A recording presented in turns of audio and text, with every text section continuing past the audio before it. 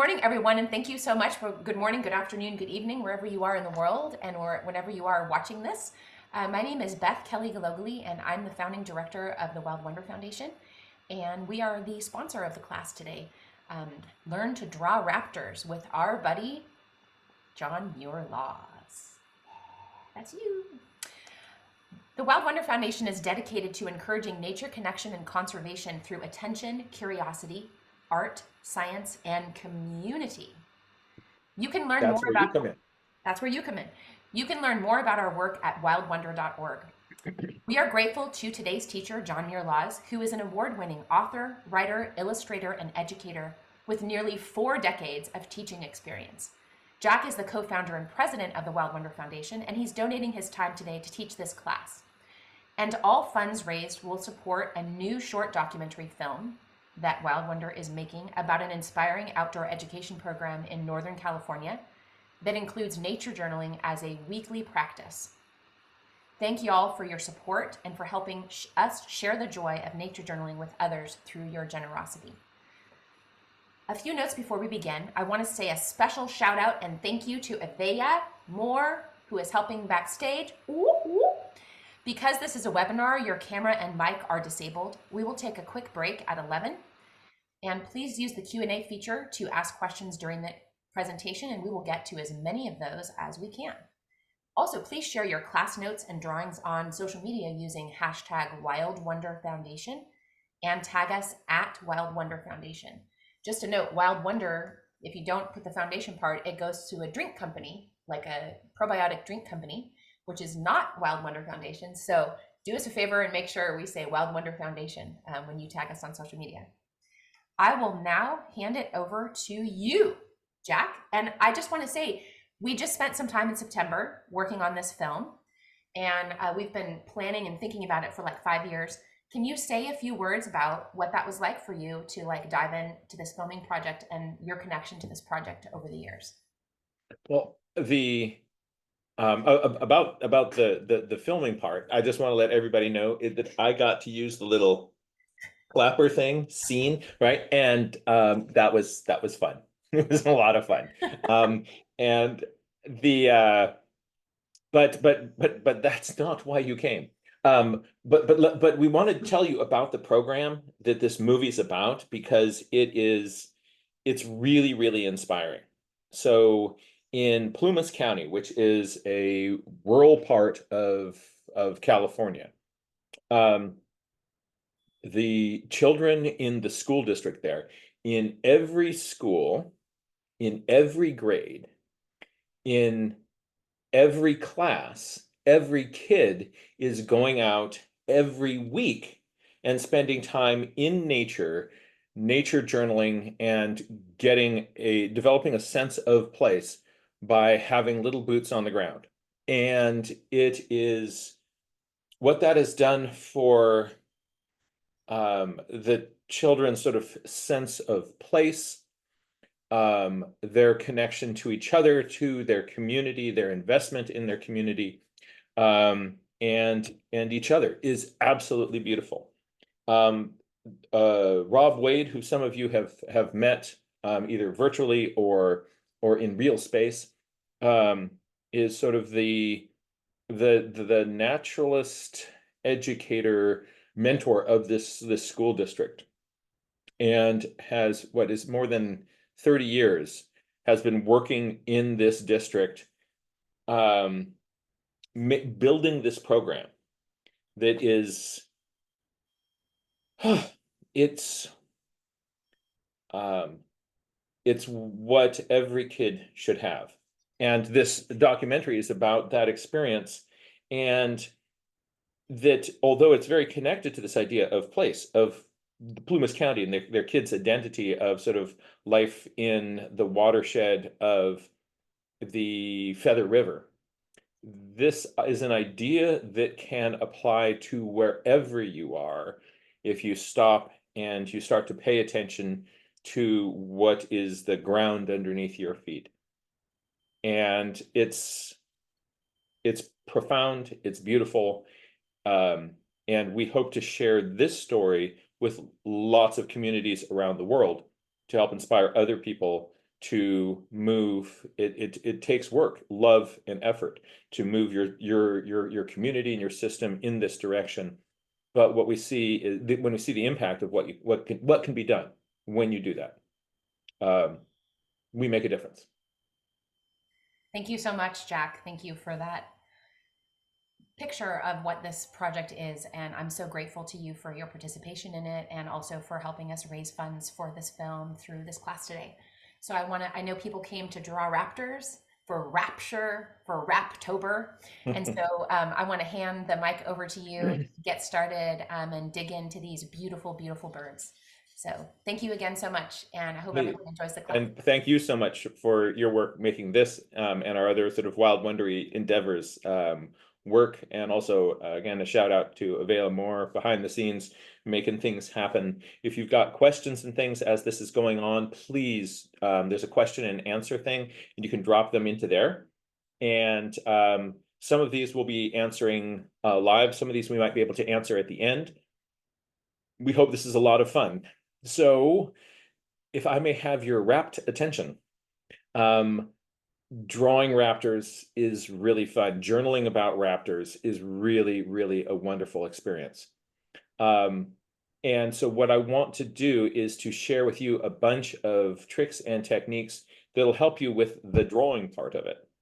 And again, the purpose of nature journaling is, even though here's a class on drawing, I'm not I'm not saying that the most important thing is to be drawing. I think that the most important thing is that we are using these journals as a tool for observing and noticing the wonder and the beauty of life around us. When you take that attention and you apply it to something like a raptor, oh, I mean, there's just so much fierce life inside these little beasties. It just makes it all the more rich. So I hope you're going to have some fun with this. I've got some trips. I'm tripping over words there. Tricks and techniques for people who are just starting with drawing. And other things that you're going to see in here are people who have sort of are kind of going to be designed for people who you've got some a mastery of some of the basics of drawing, but you need and you're looking for a few sort of bonus cookies in there. So I've got a few of those in this workshop for you. We're also going to be looking a lot at anatomy, because something that I discovered that really helps me be able to draw what I see is that I am regularly studying the anatomy of these things, so I kind of understand the structure of what's there. The advantage of this is that if you understand the structure and how the feathers kind of work together, you don't have to keep everything in mind. Your brain has some sort of simple models that help you kind of look and be able to, with a couple of observations, record and remember a bunch of information. So you've got a scaffolding that you can hold these ideas on top of. What I'm not going to be doing is saying, here is step by step, line by line, follow along with me, and you will get exactly this drawing. Because when you're out there in the field, if you practice drawing something like this, it's going to be doing this, right? And if you practice this, it's going to be doing that, right? And so what you see is going to change depending on what the bird wants to do. And each of these raptors looks really, really, really different. So there's not a formula, but there are some kind of guiding strategies that I find really, really help me. With that, let's draw some raptors. Whoa, I was not expecting that.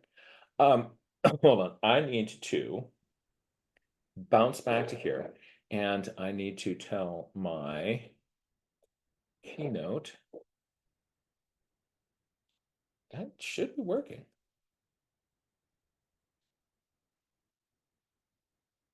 I'm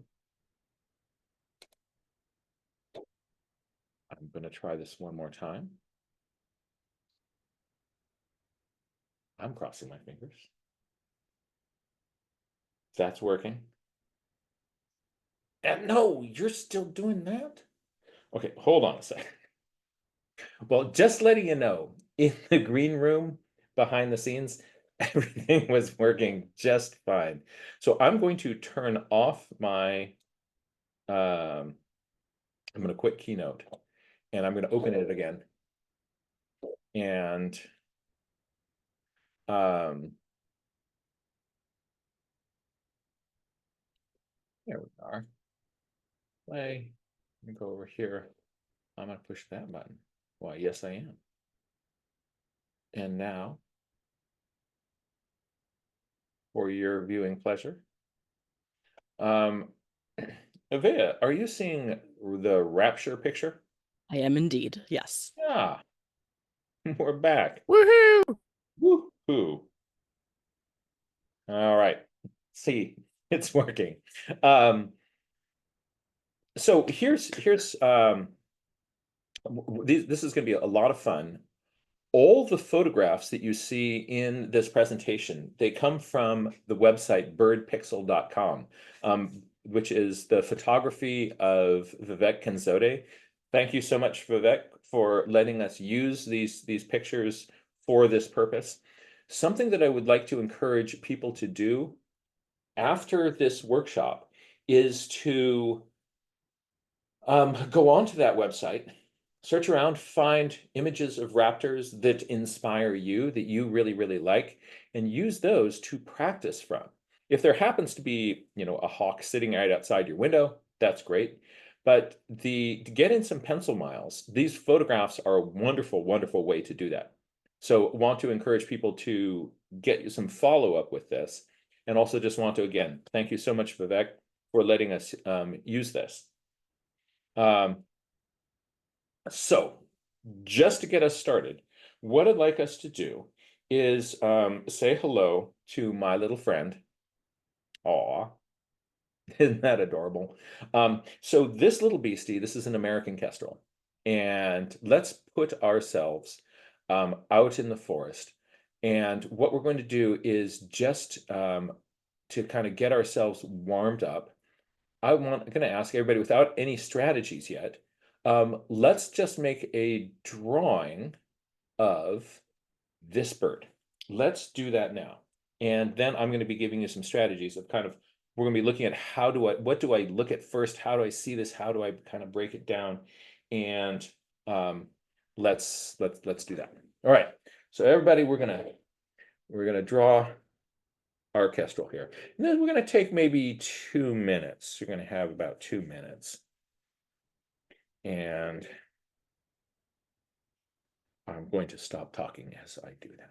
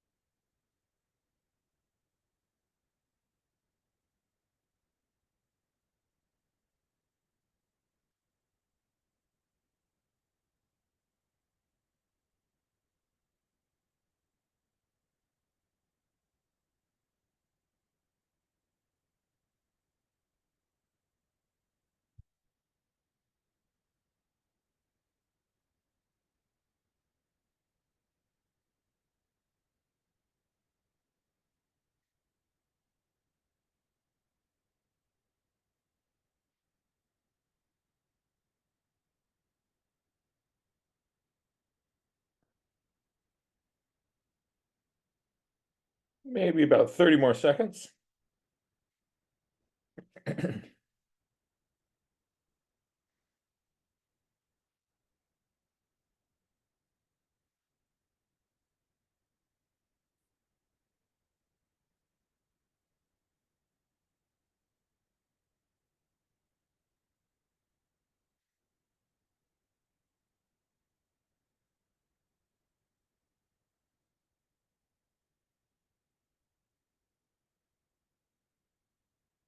So something that I'd like you to do is now to look at um, look at what you just did, not from the standpoint of is this a pretty picture or not, but to look at it from the point of view of what did I just learn about the kestrel by drawing it?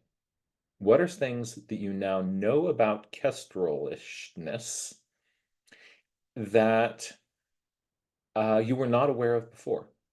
What have you learned from direct observation? If we constantly are framing our drawing as in terms of what are we learning here, it helps us be more forgiving with ourselves. It also, I think, makes our drawings a little bit more useful to us.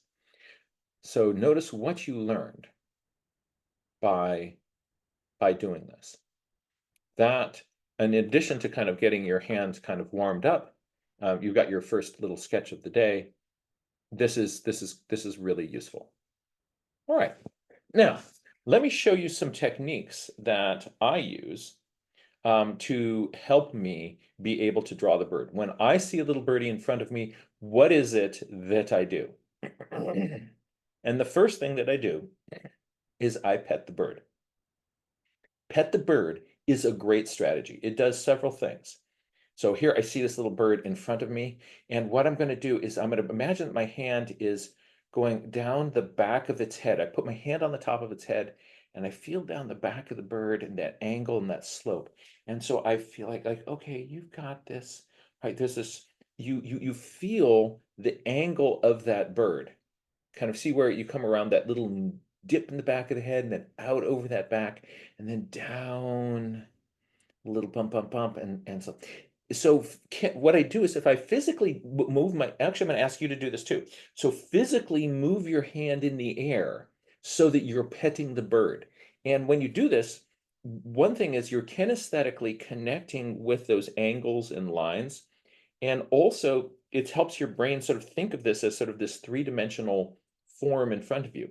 It also, if you're petting the bird, it kind of, for me, when I'm out there in the field and there's a bird and I pet the bird, I feel a little more connected to the bird, because oddly enough, I'm petting the bird.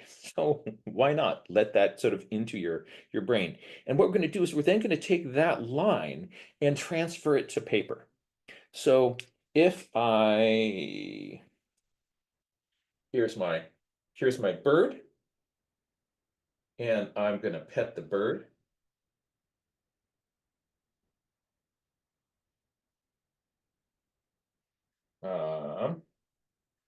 Here we go. So I imagine my hand kind of coming down, and I feel that, and then I'll stroke that over the bird again. So I try to get, that's my first line, that line down the back of the bird. My old way of drawing birds, what I used to do is I used to draw one line that was like, this is my bird's posture. And I try to get this sort of negative shape later in the drawing. But what I found is that very often as the bird was moving around, getting this line, if I can get that line, it gives me my posture, but it also captures that negative shape behind the bird. So this is a new approach that I'm taking to drawing birds. We're starting with that negative shape down the bird. So I'm no longer just starting with kind of the central axis, which might be kind of imagining some kind of imaginary line through there. This pet the bird line gives you that, but it gives you more because it's starting to also get your brain to see the negative spaces. Also, sometimes people found it was difficult to um, kind of get what figure out like what angle are you really looking at inside this bird. So, but pet the bird we can all do. The next thing that I do is I will look at sort of the mass of the head of the bird. And this is where my brain is beginning to think about proportions of the bird. And I put in a little oval on that head. Any part of the bird that looks really cool we will draw too large. Things that look cool, we draw too large. And so very often we'll make heads too big. So I will often, I might start with sort of, some line that is, here's the back of my bird. And then I go, okay, I'm going to put in your head. And I will do something like that because the heads are cool. But instead, I want to kind of just be aware of that tendency. I will also often draw a little line kind of out the sort of under the eye and out the beak, sort of what is the direction that my bird is looking. My next little line, I look at the negative space, the shape right here underneath the throat and as you start to come down onto the chest. This best way to look at this is again by thinking about the negative shape. Negative shapes are the where you're not focusing on the detail of the bird, but you're looking at the shape of the air next to the bird.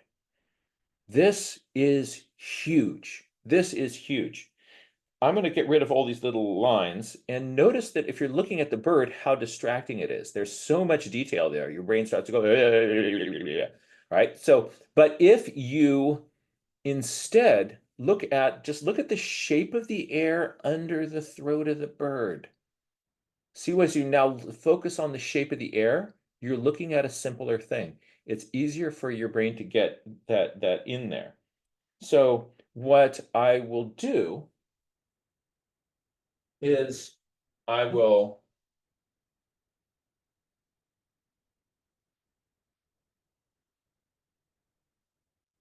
as I'm kind of getting that, every time I come to one of these corners, I am getting my pencil to change directions. Now, of course, it's a lot easier because I'm tracing, right? But this transfers also directly into when we're not tracing and we're drawing. But something I'll often do is I will make this kind of overly angular so that my brain notices these corners, these inflection points. There's a tendency to make everything just sort of smooth lines and but instead of that, focus on where you see these changes in directions. Get those corners. Then later on, you might slightly smooth over some of those. But if you can get those inflection points, that's going to really, really help you. The next thing that I do is I look at sort of the mass of the body of the bird, the mass of the body of the bird. So by that, I'm thinking of just sort of putting kind of a big oval and tucking it into this negative shape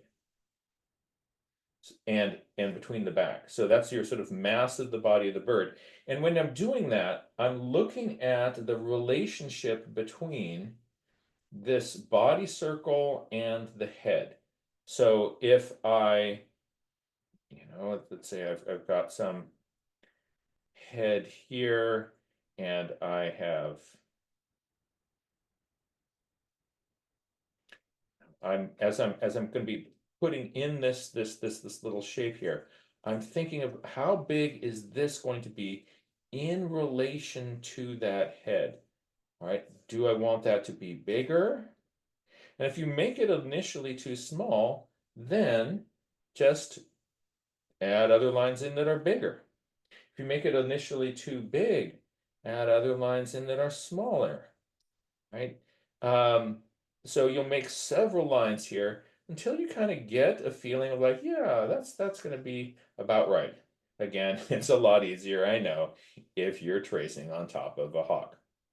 But since I'm saying that, something that I do all the time is if I get some kind of like an old calendar or something and it's got pictures of birds in it, or I get a magazine and there are pictures of birds, I will just trace and do these little drawings on top of the birds that I see. So the on top of the photographs inside a magazine. And then, so if you subscribe to Birding Magazine or something like that, you can do this all the time. Just go in there and you were going to recycle those. Before you recycle it, what if you just started tracing basic guidelines on top of those birds? And as you're doing, just be actively noticing angles, be actively noticing proportions and how things line up. It's a great exercise. Couple other little details that then are going to help. I will notice where on this big arc here, where does the foot come out? All right, where does the foot come out? So I'm not worrying about like, oh, I've got this like back claw on, what is it going to be doing, you know? And I'm just kind of, where does that leg come out, and approximately where's the foot? And for the wing, when I'm getting started, there's a line and an oval. This is my simplified wing. What I do is I notice where in here, where in the middle of this bird do I start to sort of see the wing, and where does that end? So where do I see my wing? So I put in that line, and then I look for the mass of, I'm going to erase all these lines here for a minute. Oh, Jack, just to double check, is Yes. this bird we're currently drawing a red-tailed hawk? Who is this? So this is the confusing thing is that I selected birds from all over the world from this talk. And there's birds in Europe that look very similar to our red tail. So and so there's going to be a bunch of weirdo raptors that you're going to be seeing that are not in your area. And I don't really know the birds that are not in my area. So, and this I think is one of them. This might be one of the Buteos that lives over in Europe. So I forget who it is. But if you go to birdpixel.com and you start looking around, you'll be able to find this little photograph. So I'm now going to remember, I had this for drawing the wing. I had this leading edge of the wing. The other thing that I'm going to do is I'm going to put a big oval in on top of that. A big oval, sort of up here, I see part of the bird's shoulder, and then I've got wing stuff coming in here. There's sort of this pile of feathers here. See all those feathers kind of piled up like that? Sort of the end of the pile. And what I do is I draw a big oval over the back of my bird. So my quick and dirty wing is the leading edge of the wing, and then I have this big oval that will be, it's going to include all these different covert feathers and the secondary feathers. And that is, if there's a sort of shorter secondaries, would be something like that. That might be, say, a falcon. That's my kind of quick and dirty, here's my wing. Lastly, if it's not clear where the tail is, I'll sometimes give myself a little tail.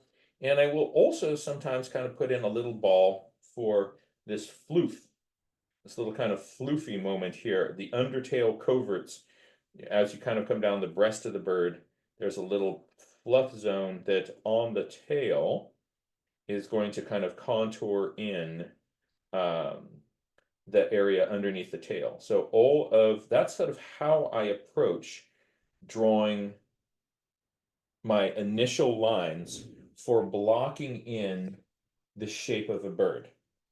We're going to try this now with a different bird, or actually let's try this with this same bird. So we've been looking at it here, but if you want to sort of watch me do this on a real piece of paper, I'll show you kind of how I might go about doing that. So if I were looking at a bird here, and I am.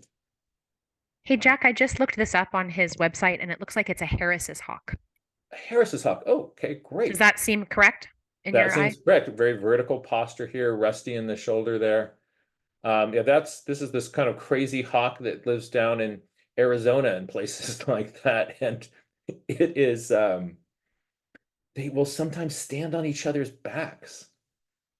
That's bizarre. So if I were to draw this, I might be coming down the back of the head here, kind of pooch out the back and say there's some bird back coming down here and something like that. There's sort of my back of my bird. And then I'm going to put in a bird head, and I'm trying, oh, I think maybe I made that too big. All right, so something kind of in there like that. And then looking at a negative space, what is the negative space? I'm going to bring its throat in a little bit. Out to a chest. There's that. And then I'm putting in my kind of my floof ball would be something like that. So draw, even if you've already drawn it, try drawing along again. Or is our wing? Our wing is going to kind of come out, doing something like that. And then there's this big wing mass up in here. Right? Your little foot kind of coming out somewhere in there. And we have our, we've got a little, put in a little floof down here.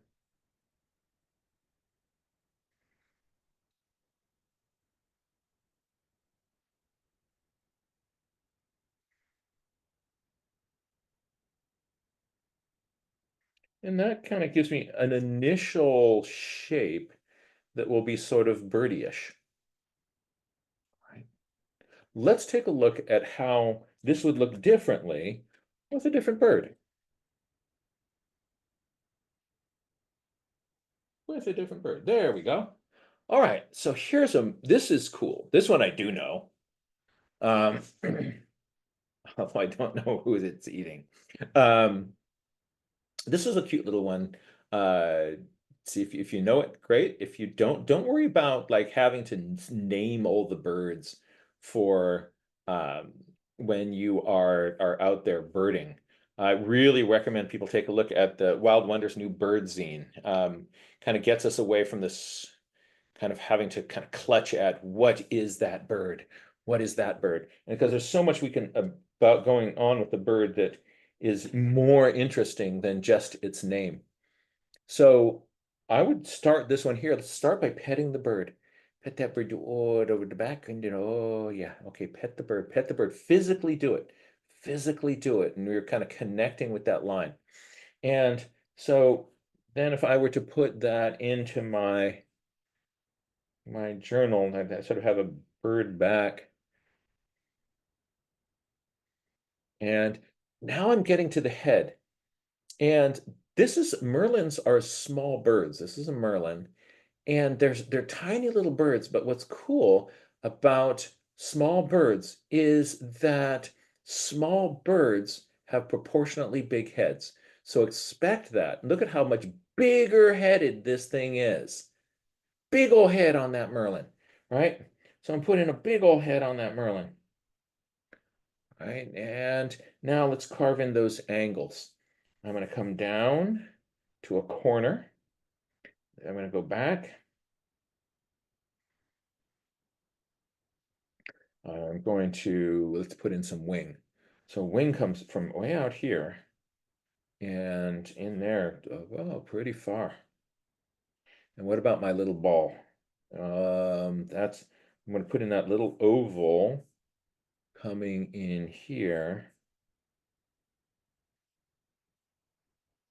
So I've got my ball, but this, look at how much further this wing sticks out than that ball.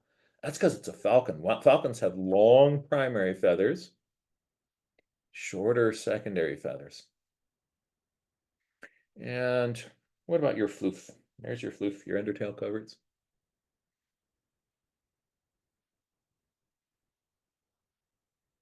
Something that's kind of fun on this is to just look, sometimes when birds are leaning over, this negative space here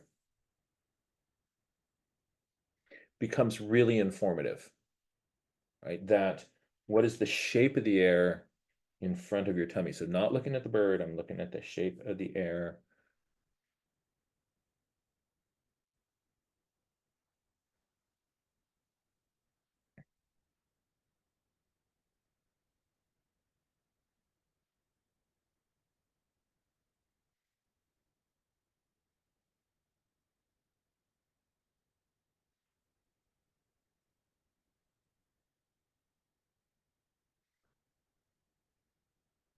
I think that's maybe a sort of a legit start for that bird.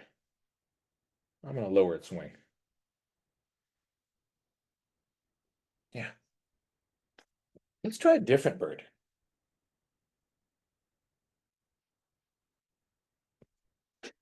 There's another Harris hawk.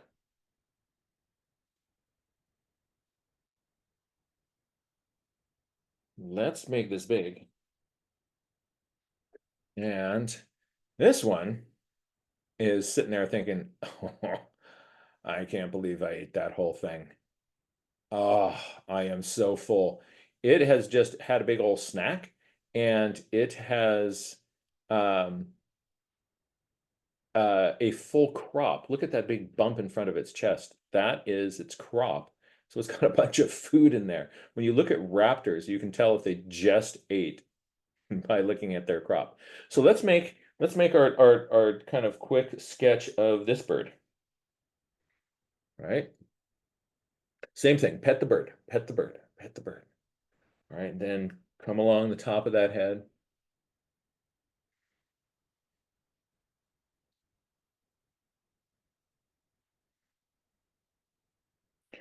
I'm looking at the proportions. This is a bigger hawk, bigger head.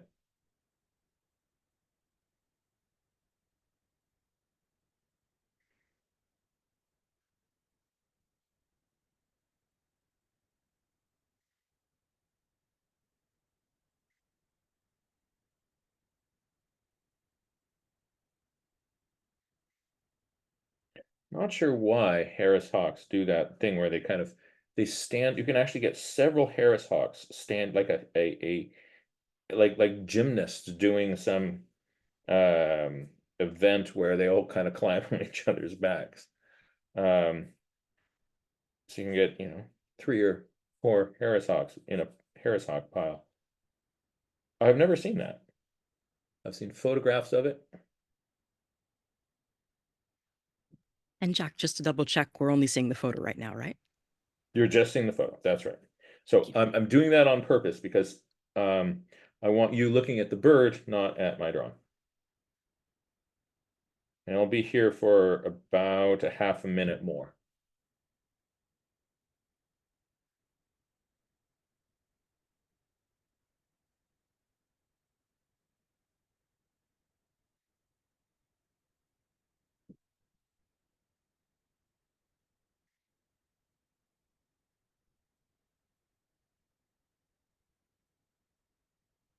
I can show you mine.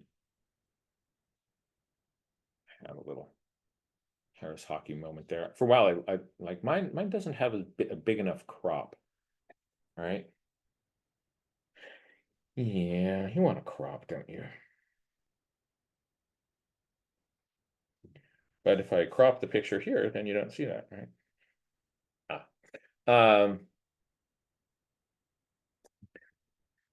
So fun things to look at are on your hawk.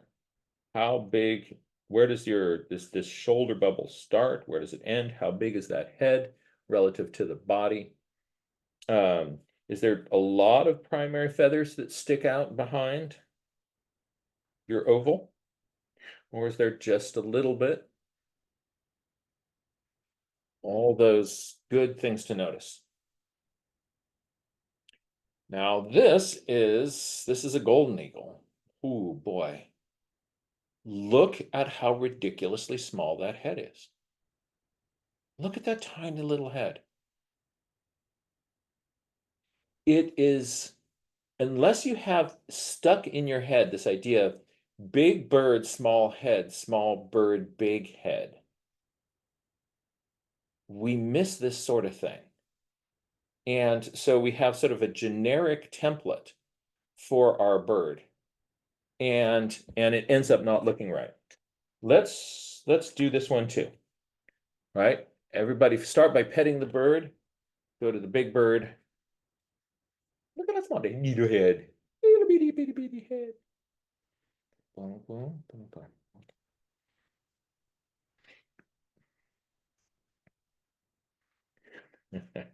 over here on my end.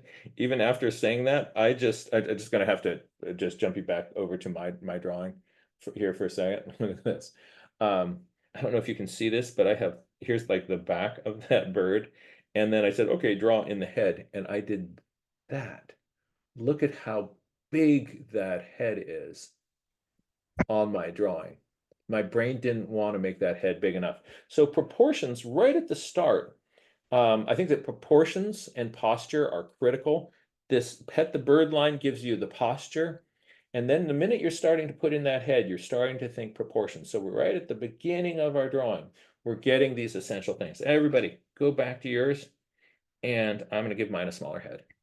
Hey, Jack, when you pop back to your paper, can you maybe switch to a new page and a different color pencil? Because that pale green is a little bit hard to see. Um,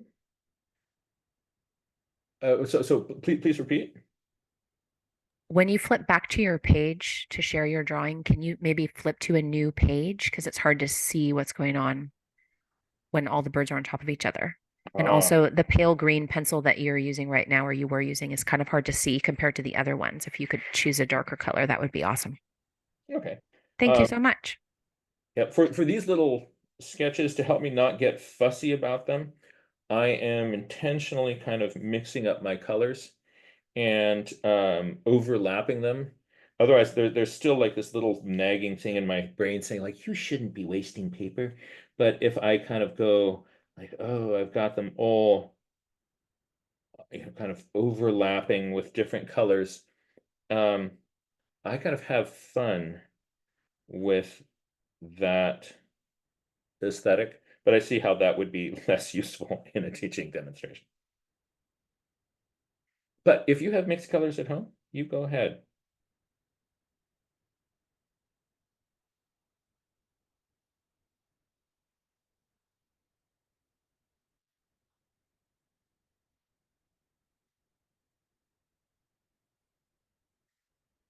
And this bird is going to be around for about 30 more seconds.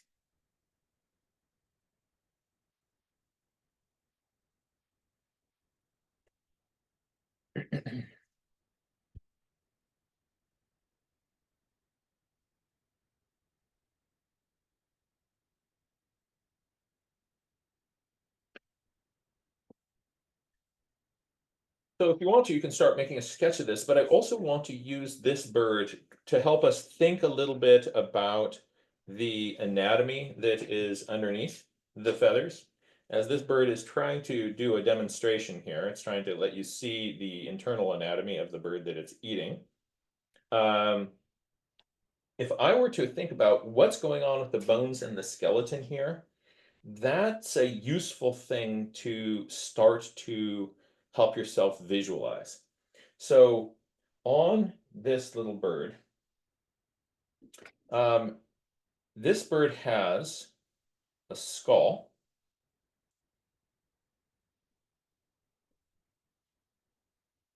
in here.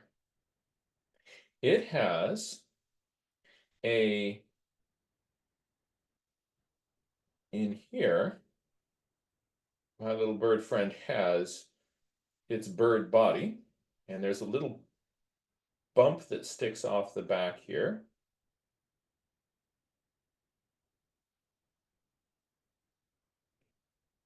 And there is a little S-shaped neck.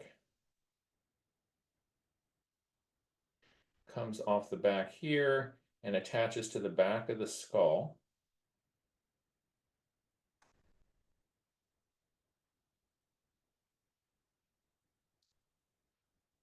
This bird has legs, and the legs attach to a hip bone that is in here.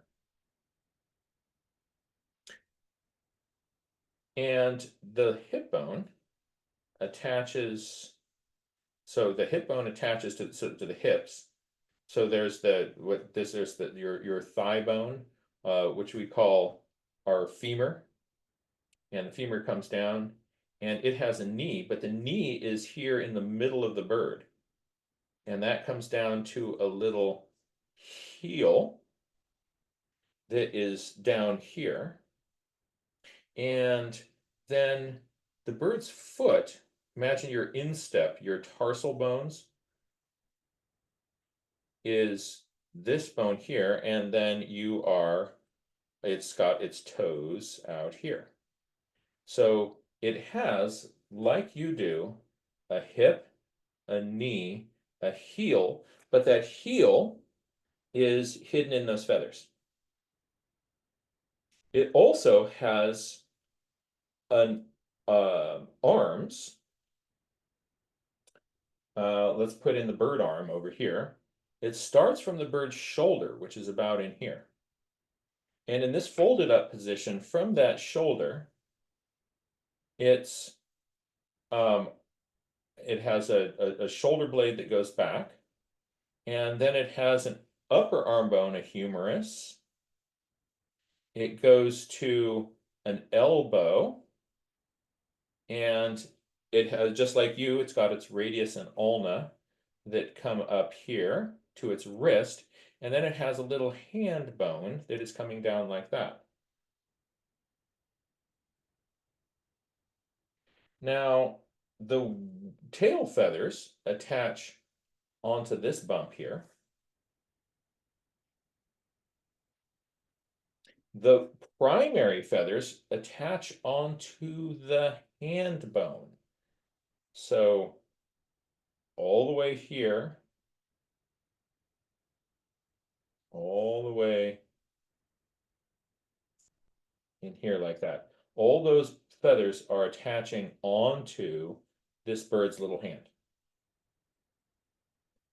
All of the secondary feathers, which are this big mass in here, those all connect to its, in a big pile, they all connect to the radius and ulna in here. So underneath the hood, there's a lot going on. This means that because, say, on your leg, you can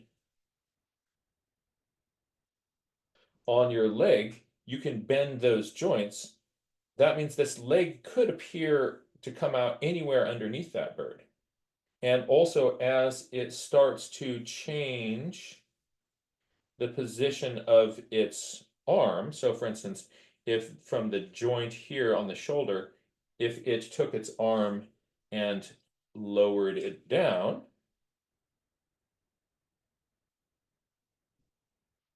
drooped its arm just like that, then it would have primary feathers that would be attaching into here. It would have secondary feathers that are coming up here.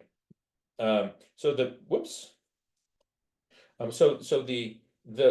positions of these of the wings can change depending on what that arm is doing, the position of what the tail is doing. If this little tail bump were to flip up, then you could get your tail sticking up.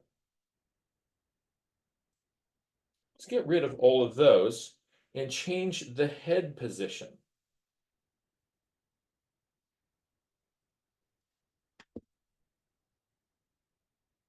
Change the head position.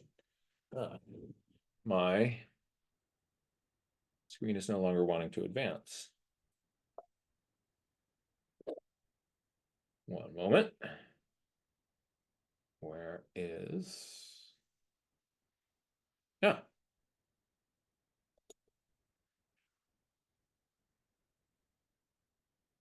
Oh, no.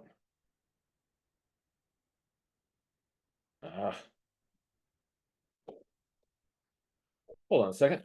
There's something that went odd with my...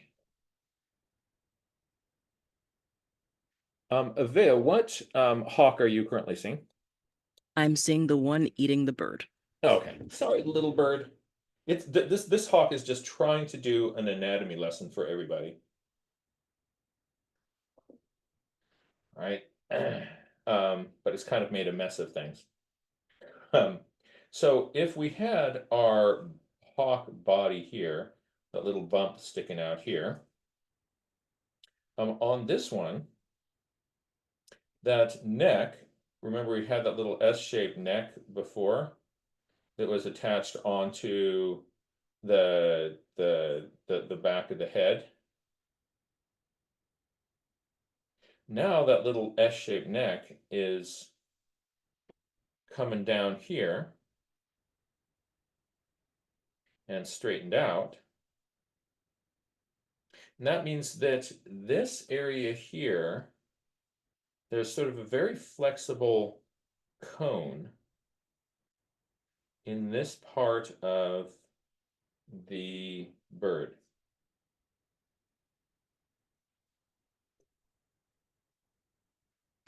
And that cone can come up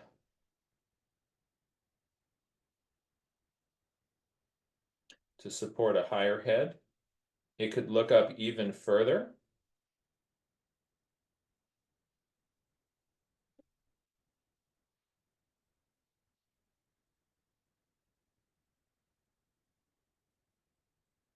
But that part of your bird is very, very, very flexible. So that's why we have this idea of looking at the negative space along the back. So you're getting this back end of the cone. We're then very intentionally looking at the negative space will do weird things when the head goes up and down. So with this new drawing system, we get this angle, we get this angle very, very quickly. And that's going to help you be able to draw these birds.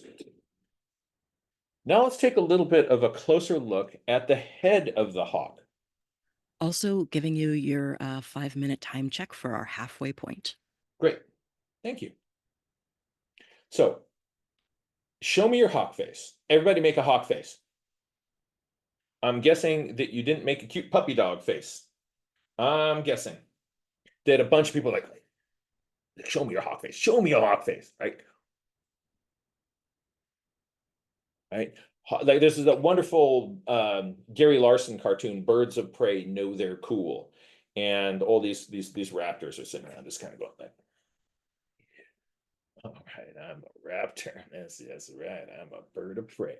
So bird of preys look like they have attitude. And so and if your drawing of a raptor, your wings and stuff, it's all perfect, but it's kind of got this startled, like golly duck face. It's not going to be a satisfying raptor. So let's take a look at what is it that makes the raptor face look raptory. Boop. Right. There's a raptor. And let's all draw this raptor head. Everybody draw that raptor head.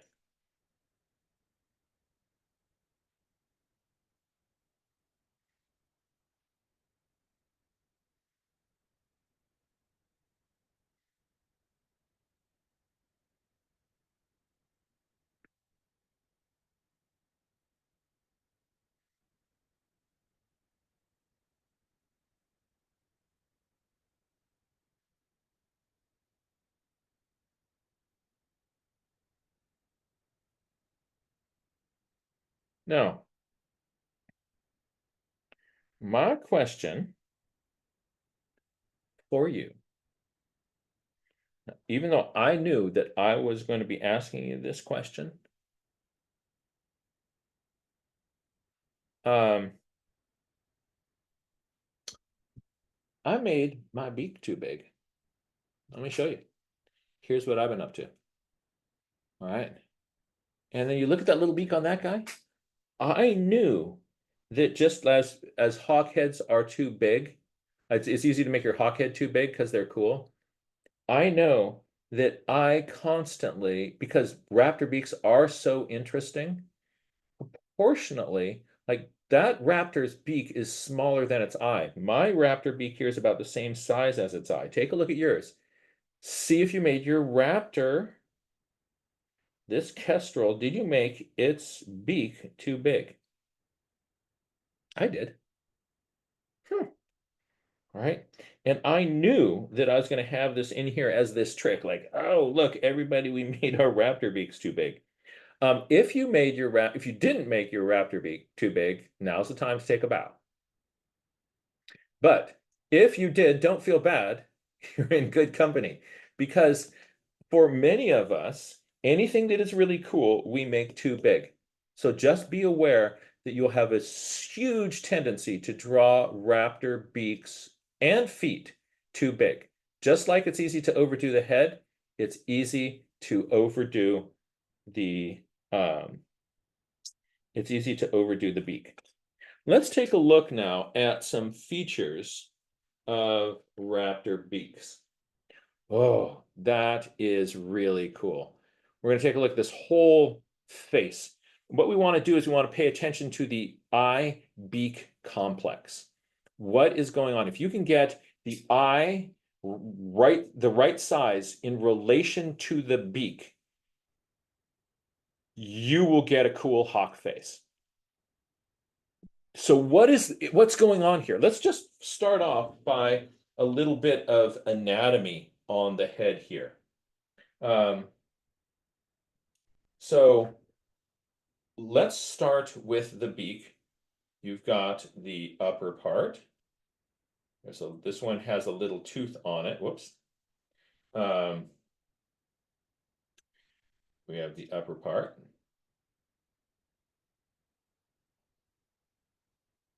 This one there's a little tooth on it. Not all raptor beaks have that. You can see this is the upper part. That's the maxilla, the upper part of the beak.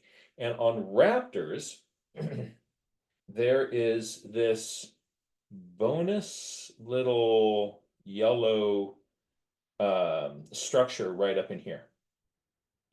This little bonus structure is called the cere. I think that's C-E-R-E, but again, don't take a dyslexic's word for spelling.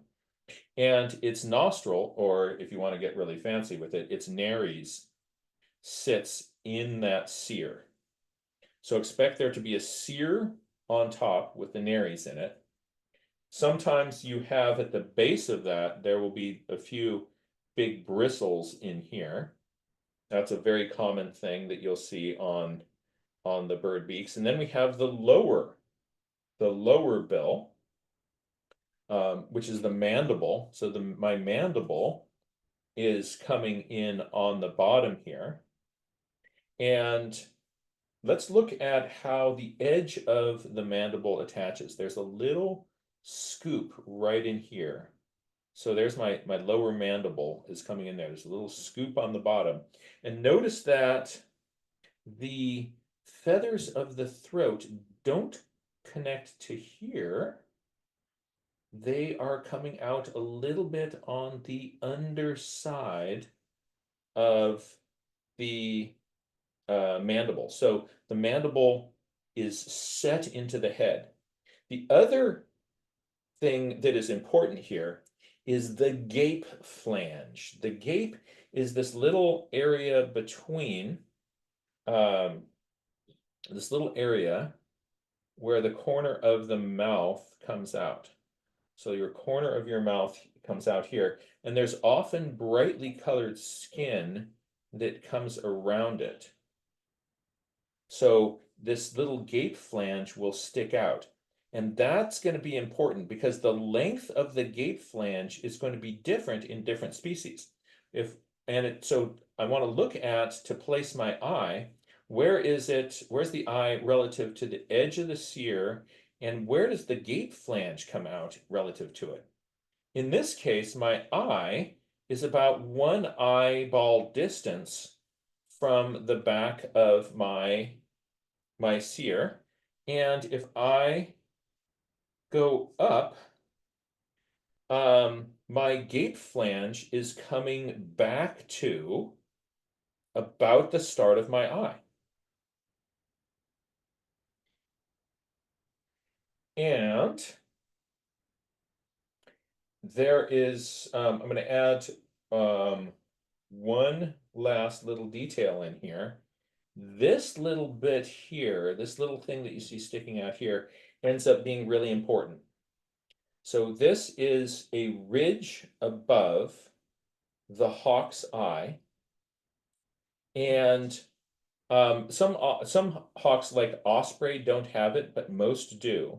On some things like the bald eagle, it is really, really, really pronounced and casts a big shadow down behind it. On others, it'll just be, here will be your eye, and it'll be this little bar above it. But what that does is it does a tremendous amount to make your hawk look a little bit more serious, right? If you take your thumb and you cover up on your screen that little bar above the eye, it looks a little bit mellower. And then you put it back in and the hawk looks more serious. So when I'm drawing this, I want to think of, all right, I've got my here's my mandible, where I'm going to go back. I'm going to get my little gape flange. I'm going to have my cere with my nares stuck into it. I'm going to have part of my my mandible visible underneath it. There may be this little tooth that comes down, I think it's a tomial tooth, and my feathers will then stick out further on the bottom of my beastie. How far back does my eye go? I'm looking at the back of my cere. I'm looking at my gape flange, and so I'm putting my little eye in there. And then I'm putting in that ridge above the eye, and all of that will make my, so kind of getting this complex to work is going to be important. I'm going to put in a few little hairs spiraling out from this little spot here. Actually, they'll do this in a different color. So these not hairs, these are little feathers. You can have a few little bristly feathers in this area. So that's all very typical for a hawk. The color of the eye is going to be different in different species and also different age classes. So if I am making a adult Cooper's hawk, it has a red pupil, a red iris. The hole in the middle of it, the pupil, is black. And to make it look wet, if you put a little highlight on that crosses over both the pupil and the iris, that will really help your eye kind of look glistening. If you just put let's say you just put that pupil into the if you just put it, I'm going to put that highlight like here, it becomes visually confusing. Is that a little white spot on the eye? As long as it crosses over that boundary between the two, that really helps your highlight look like it's going to be on top of the eye. Let's look at this eye beak complex in a different species. Hey, Jack. Yes. Hi, thank you so much for this great class. We blew past our break time, and so I think if you could take a pause now just for 2 minutes, and I wanted to challenge you, zooming in. I wanted to challenge you to turn your camera back on, and then you could demonstrate how to stand up and flap your wings like a raptor and also gyrate your neck like a raptor for our break. Because I think we all need to shake out our wings, right? Shake your. I'm gonna do more than that. I'm gonna Okay, let's see it. My tail feathers. Woo! All right, let's see it. All right. Okay, what do we need to do? So if you want to be a bird, all right. Yeah. So everybody get up. All Shake right, it, first shake it. shake out your undertail coverts. Oh, there you go. Those undertail coverts. Now, take your wings, and what you're going to do is you take your wings out, crock your wrists back, and bring your elbows back to your side. All right, this is your wing position. So if I'm a bird, you're like this. Now, what you're going to do is the birds don't have a vertical primate posture like us, walking around all bipedal like this. What we're doing is we're going to lean forward. So bend your knees so you don't hurt your back. Right. So lean forward there. Now this is the bird posture. Right. So if you're doing this, you're a bird. All right. Now, what the bird does, remember your primary is attached on your hand, your secondaries are attaching on here. We are going to stretch our wing.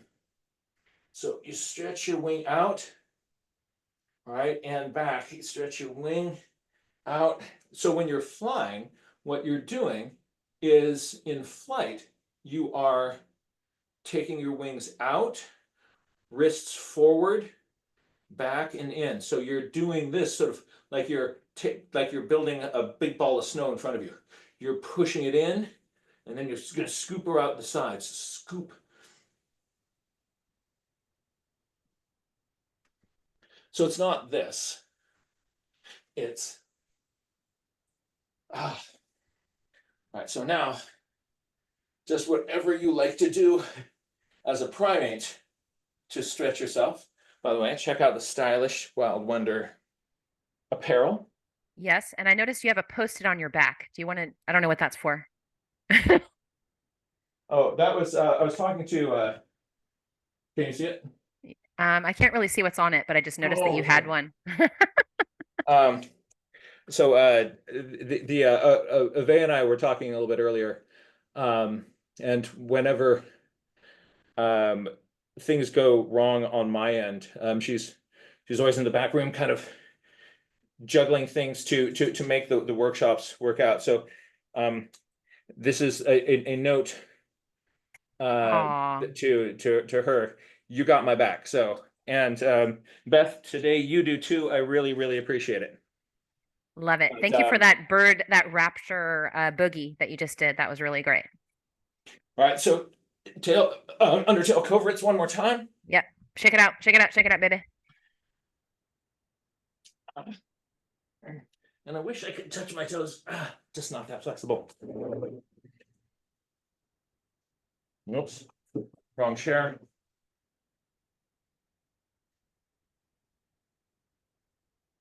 Oh. Okay.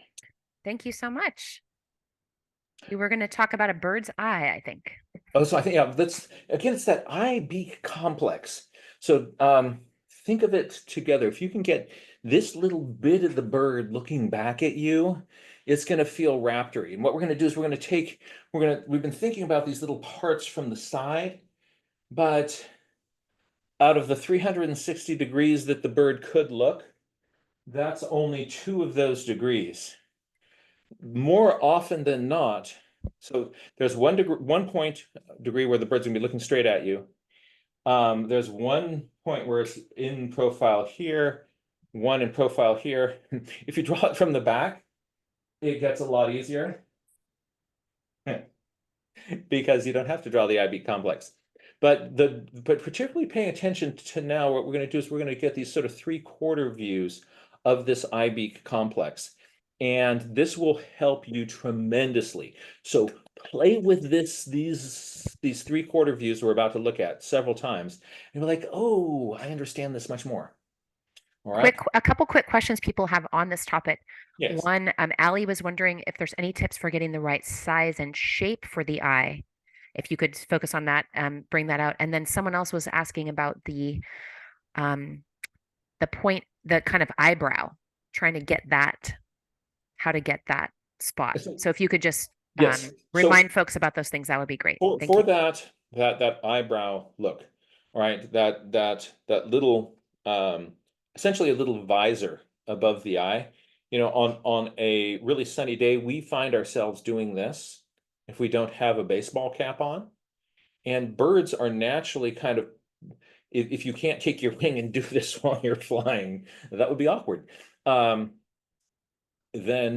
having that built into your face is a great strategy. Let's take a look at a few different birds, and you're going to see that the size of that, like here, not that dramatic, right?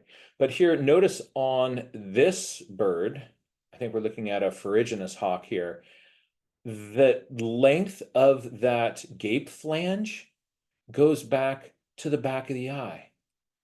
Whoa. Whoa, it almost like looks like this one has like yellow clown lipstick. But you can see all these different parts here on this face. So let's draw our little buddy here.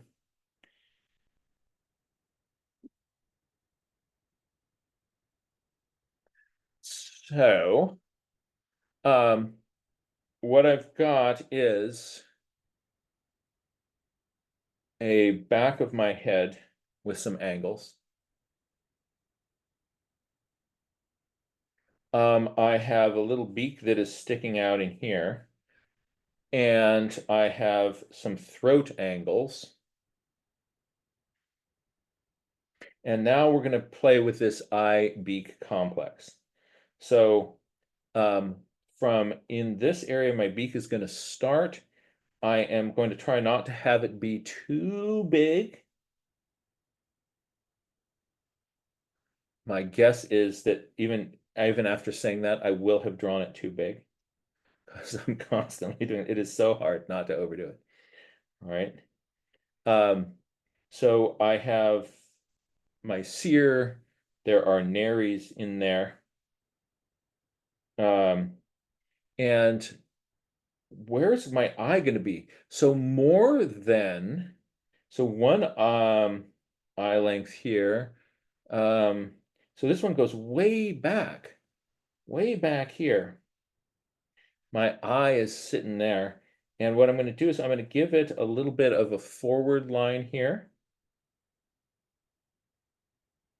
The eye you can think of as generally circular.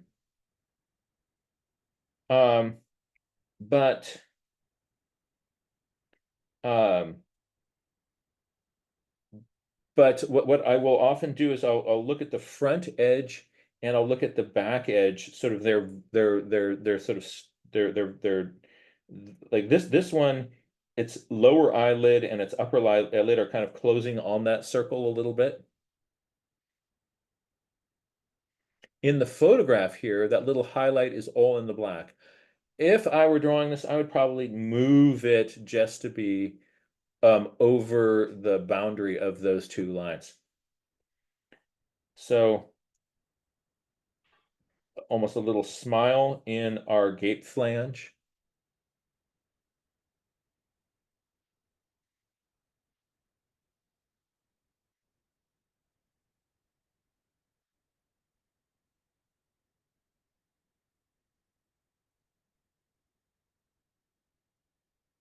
I'm going to, on the underside here, a little jiggle, and then my mandible sticks out.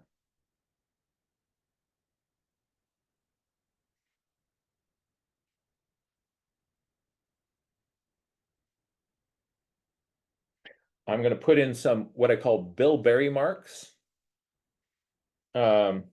Bilberry marks are great ways of making something look fluffy. So if I have a little hard edge around here, my bird head looks like it's made out of plastic.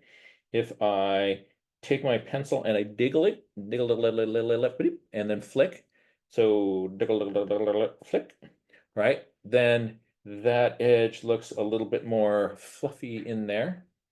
And I can give myself a little bit of some floof in here.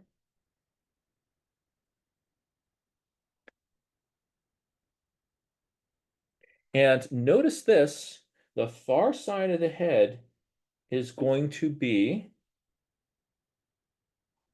wrapped around the bill there.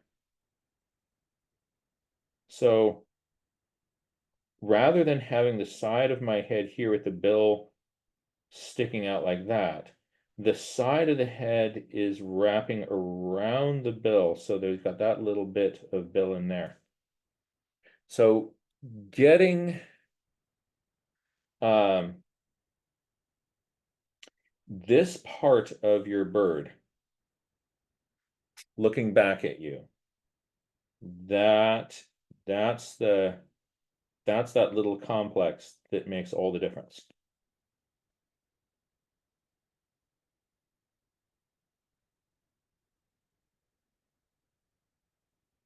To emphasize that little flange, I can put a little bit of shadow underneath there. It just makes my bird look a little bit more intense.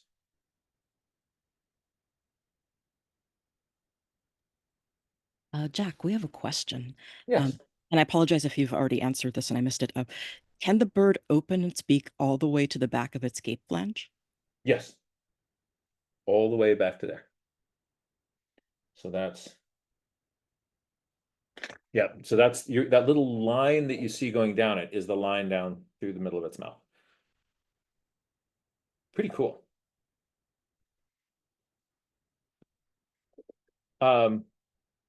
So hawks, doesn't that look like silly parrot?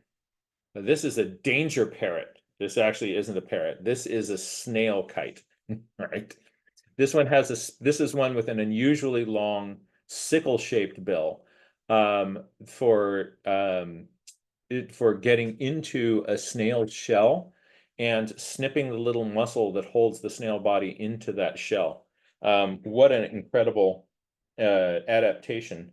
Let's just do a 30-second gesture sketch of that. Ready? So just like a quick little gesture sketch, just to help you kind of, I mean, that's just weird.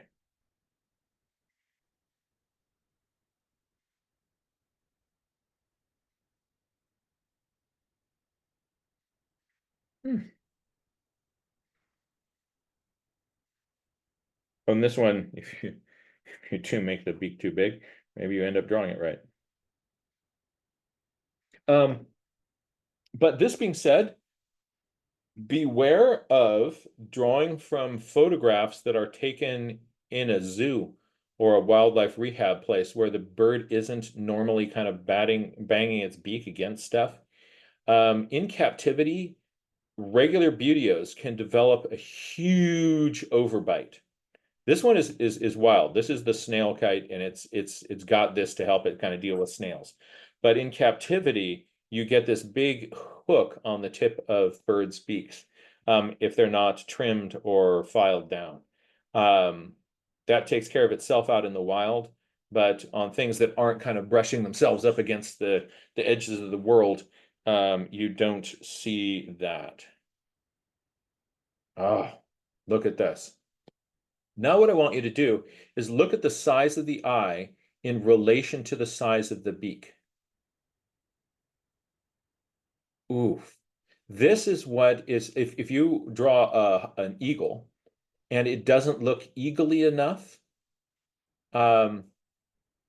it's possible that you made the eye too small. So let's make a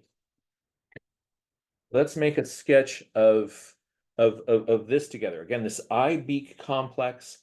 Notice that shadow going over that eye, giving the top of the eye sort of a straight edge. What I'm going to do instead of a long, careful drawing of this, I'm going to do sort of a simplified, imagine you're kind of making a fast field sketch out there. So if I say to myself, well, my goodness, my little friend has a head that is sticking up. There's a beak that is sticking out of the side of it. And I come back from that. I have a little bitty eye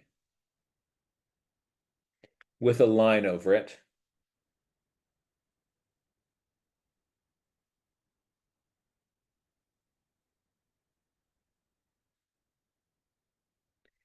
Now,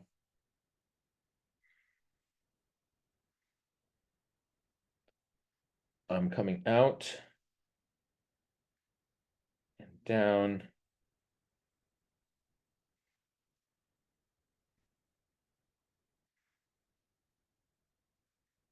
So here is my seer. Why so serious?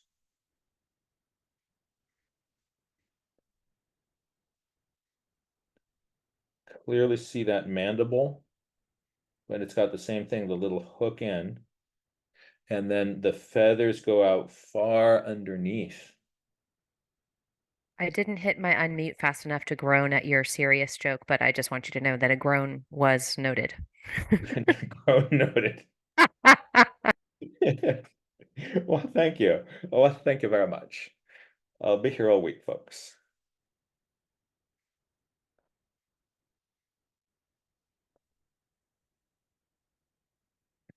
Put in some little bilberry marks. And I'm gonna put a little bit of shadow in there with it. All right.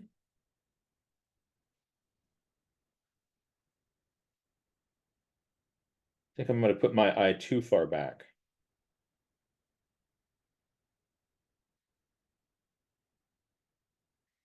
Where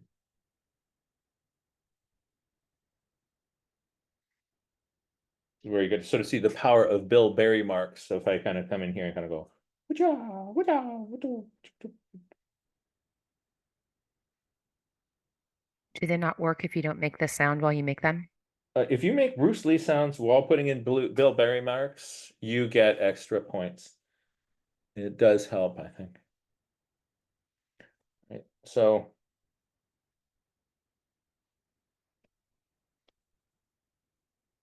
doesn't this make you want to go find raptors and get to sketch them? But sort of the bald eagle does have a big bill. This is, I think, what is this? This is it's not a bald eagle. It's an eagle that lives in Japan, and it's cute. But here's another eagle that lives in Japan. Wait, what? No, that's a toucan.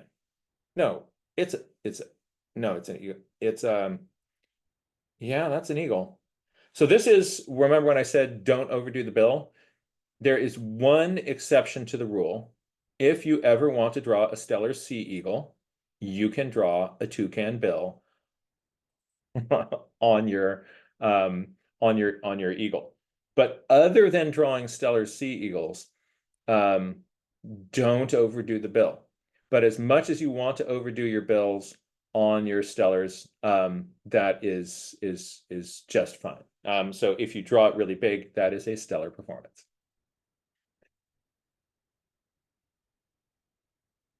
Yay, more puns. So now what I want to do is I want to start turning this bill, right? What I'm interested now in is, first of all, just look at that brow ridge.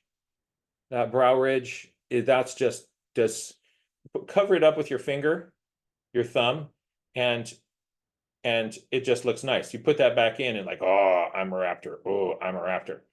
But what I really want to do here is for us together to do several drawings of this beak from different angles.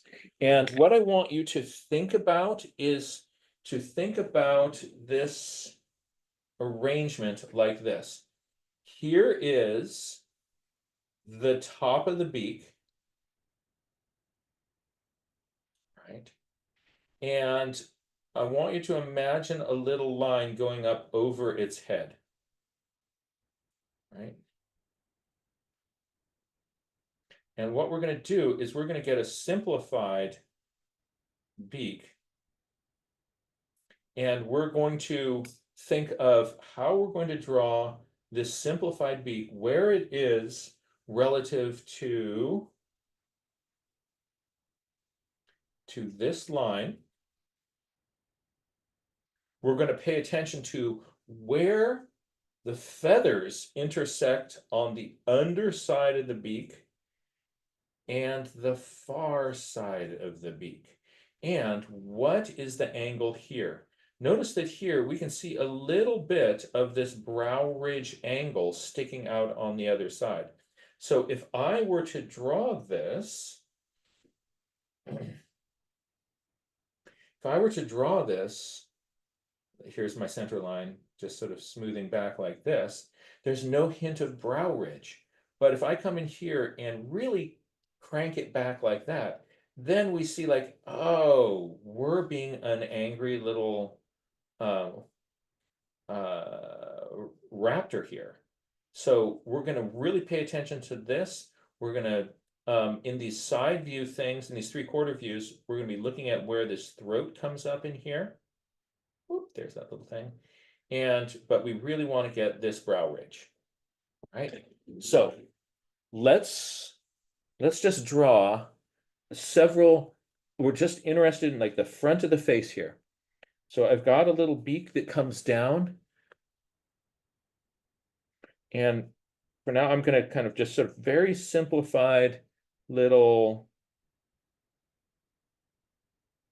beak.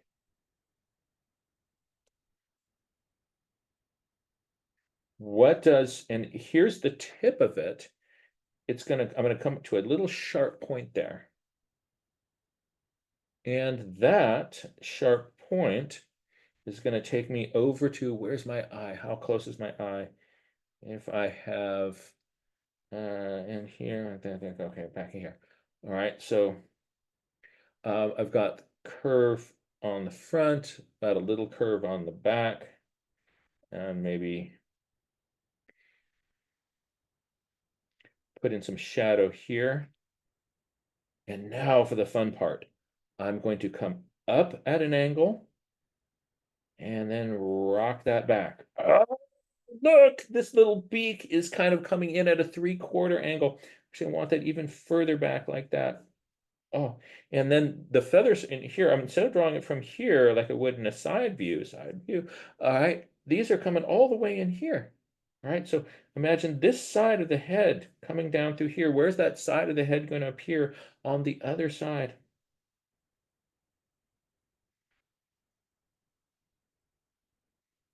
Oh, oh, oh. All right, so turny little head.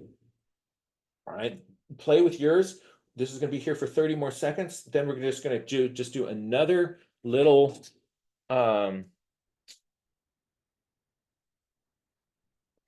another little view.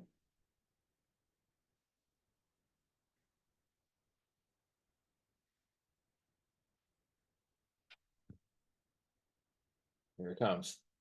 What about this guy? Oh, okay, new angle. New angle. Now, whoop. That was scary. That was what the mouse sees, right? All right, so let's play with this view. Let's play with this view. All right, now if I've got a head, my center line is coming down somewhere towards me here. And I've got the top of my sear sticking in here. Notice that the far side over here, this far side is smaller than this close side. So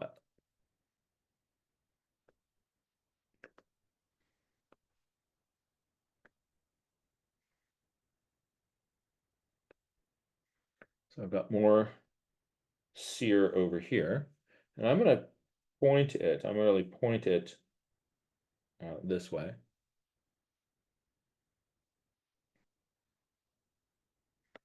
I have my lower mandible. Look at what that lower mandible is doing. It's tucking in here. And what am I seeing on the other side? I'm really not seeing much at all. And what am I getting on the other side with that gape flange? Huh, not very much at all. So I've got this little hook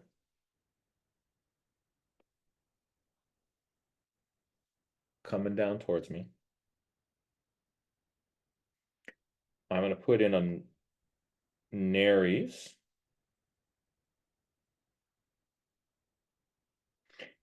If its head were turned more, I would see nary a nostril on the other side. I heard what you did there. Groan, Mm. but And smiling groan. all right, so now what about our eye? All right. Oh, no, no, no, no, no, no. All right, big, kind of angry top. I am going to have different shaped eyes on each side of this. So I like to think of, to get these eye shapes, I kind of like to sort of just kind of come down the sides. What is it doing? Is it rounding? Oh, okay, yeah, then it's rounding. Now, what about the pupil? The pupil, I'm going to draw it closer to the left side than the right side. And it'll have a little highlight up in there. Now, what about this other side here? I have, let's look at what, I'm not worried about the eye yet. I'm just worried about what is this ridge doing? So it's kind of giving me a wall in here.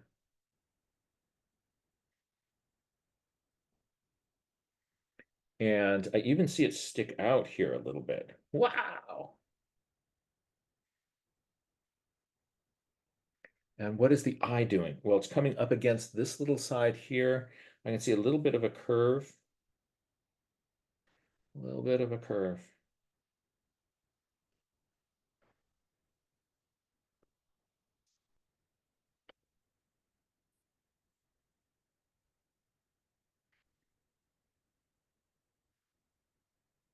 And if this is where the top of my head is, we're going to come up.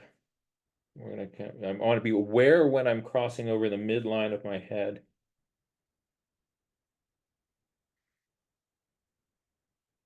Now you're thinking, how could I possibly ever do this in the field? I think that if we practice this a little bit with Vivek's photographs, we then got a fighting chance of thinking and understanding what we're seeing in the field. Again, birdpixel.com, wonderful site.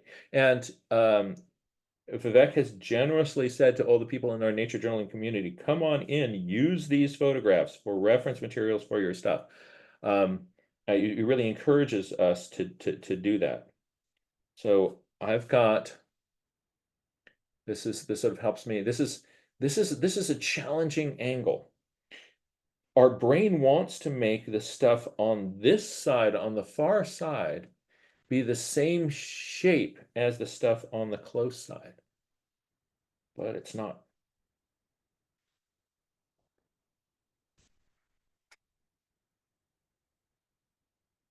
I think my beak tilts back in a little bit too much.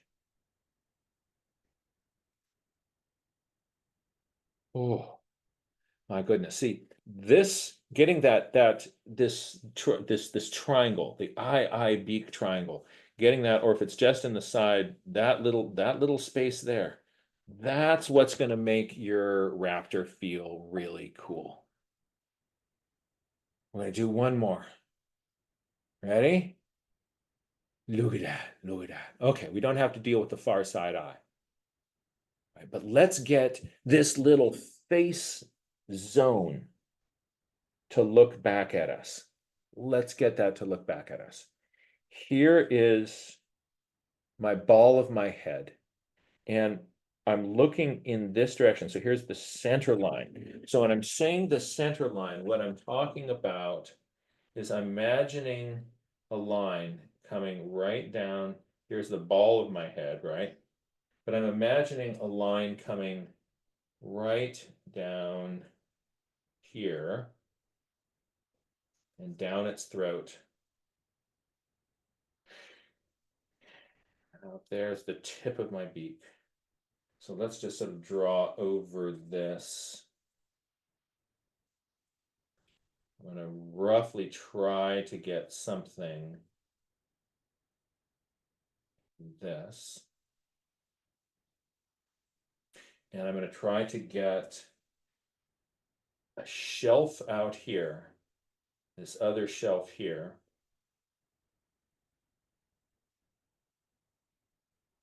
I can get that, I think we can get this bird looking cool.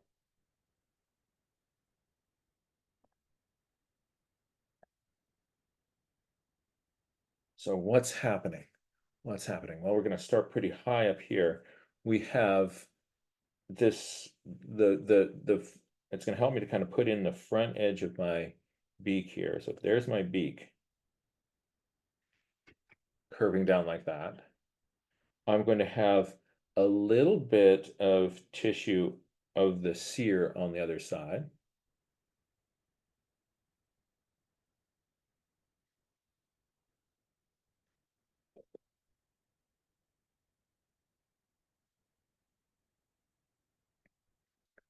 We're going to come in here for a little tip.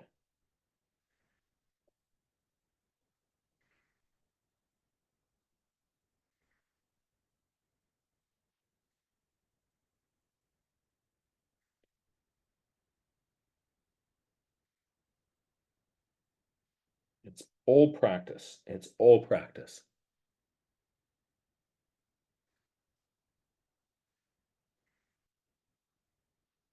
My mandible has that little hook on the bottom, and then it's just going to come in here. You might see it kind of turn up just a little bit in there. Notice at the corner of the mandible, right there, there's a little doof doo doo doo of feathers that comes down from that. What was the name of that again? Doof to doot doo? What is it? Yes, technically this is a doof to doo doo. Okay, just making sure. That's right. Now, what about the eyes in relation to this? Where are they? How high are they? Okay, if I put one eye in over here and I put the other brow ridge way up here, that's not going to work. So sometimes just a little line like this is going to help me kind of keep myself oriented. And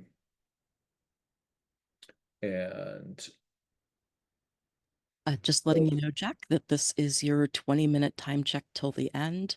That will leave a little bit of time at the end for questions, though you've wonderfully answered most of them throughout. So great. And so I'm going to put this here. Now, something that's really cool on this eye is look at how there is this cool shadow cast across the eye. Isn't that nice? So I'm going to put in that shadow cast across the eye, and that really helps me put in my hood on that side.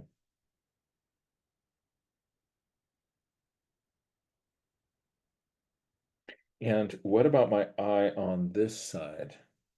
All right, we're going to come out.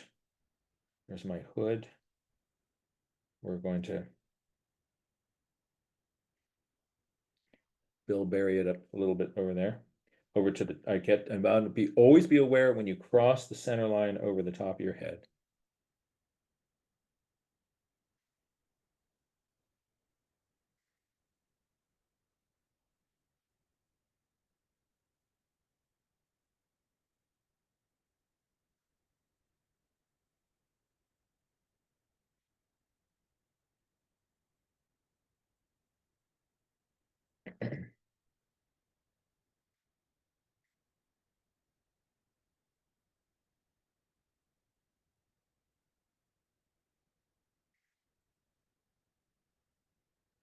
I think I made my eye too low. If you take a look at this sort of drawing, think about where the eye should be.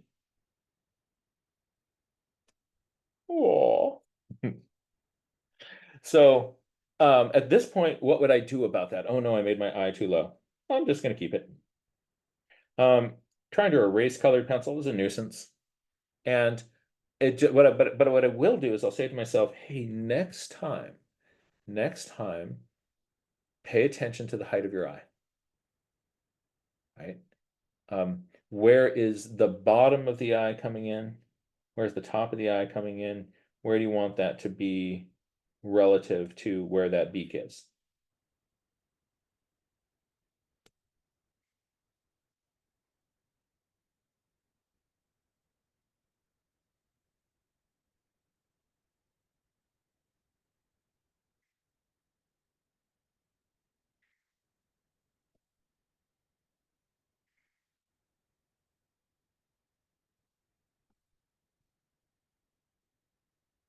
That's fun. All right, so these little ones where we can kind of catch that angle.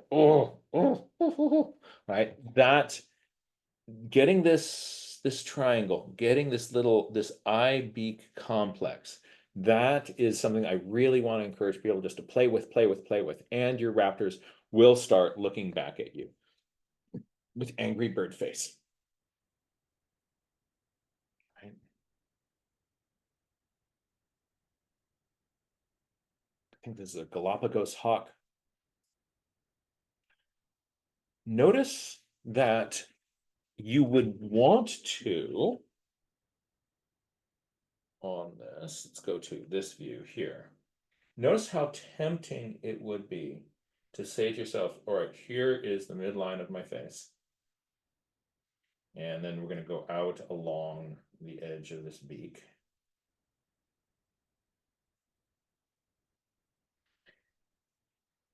I have this eye over here.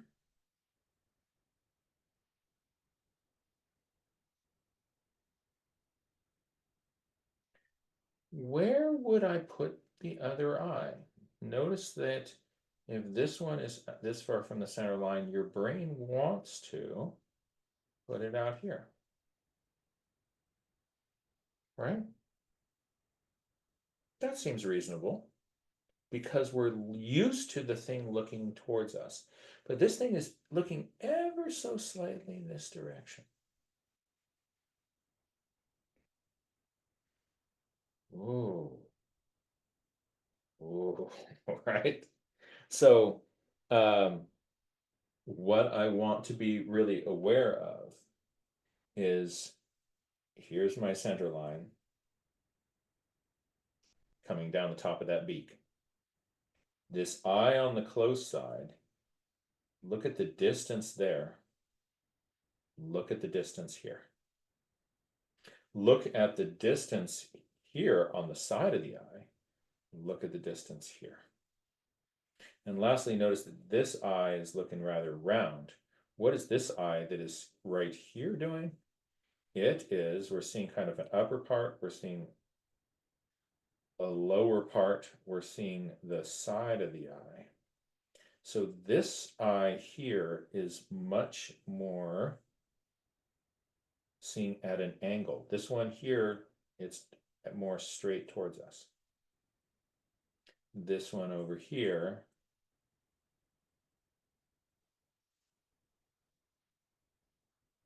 is more a side eye.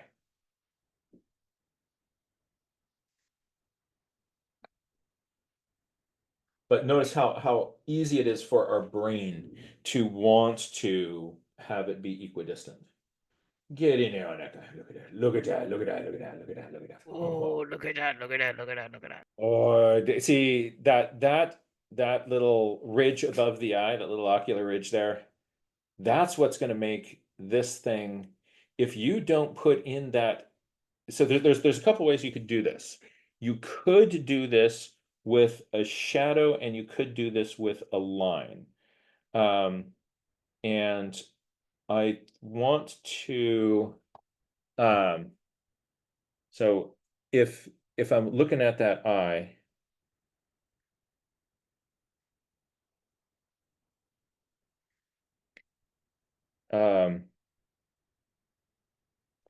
if I just have that little eye there, it on its own, it doesn't do much. Having that line going forward is great, but having this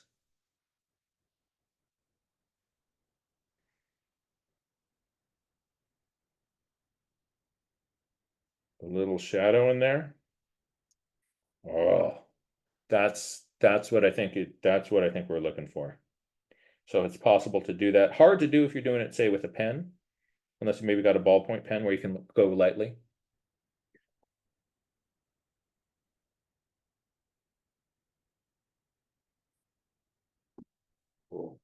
Let's all do this one. Let's do this bird. I'm gonna get it so full screen. Just the head. Just the head.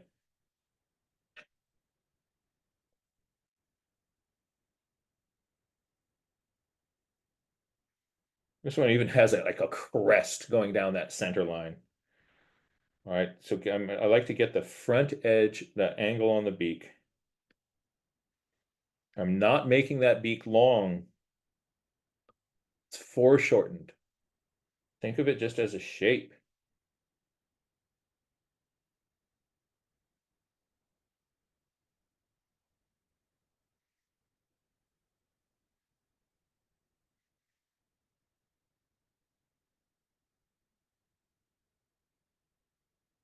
Made my eye too big.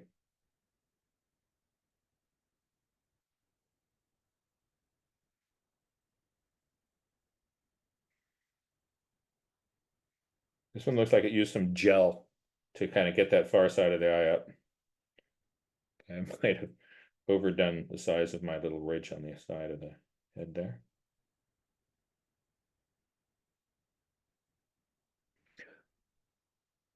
Look at how much space there is behind the eye.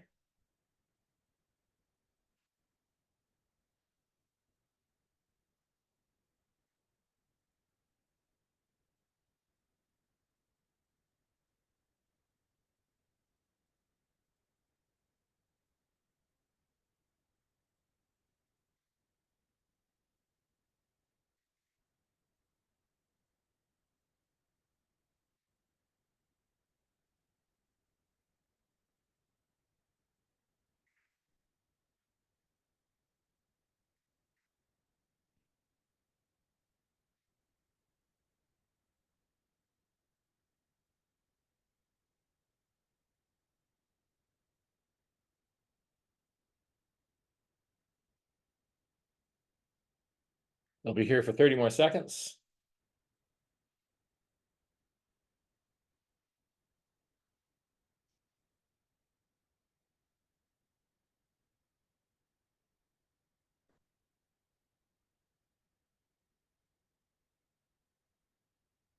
All right.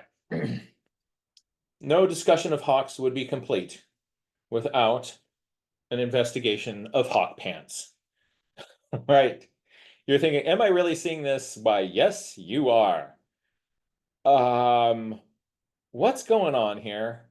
Yeah, it's hawk pants.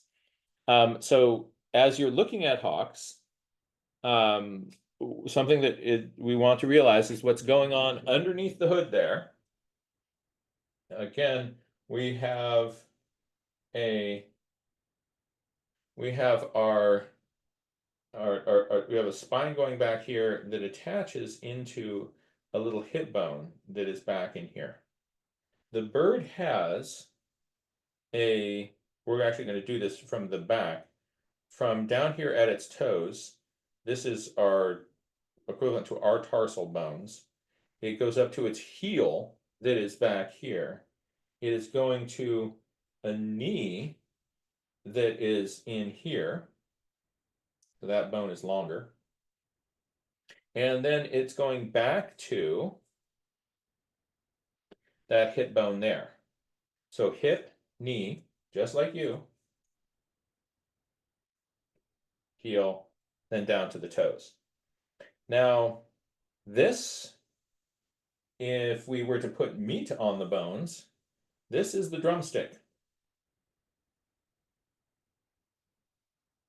This is the thigh. And from that drumstick, there are feathers that make hawk pants. Right?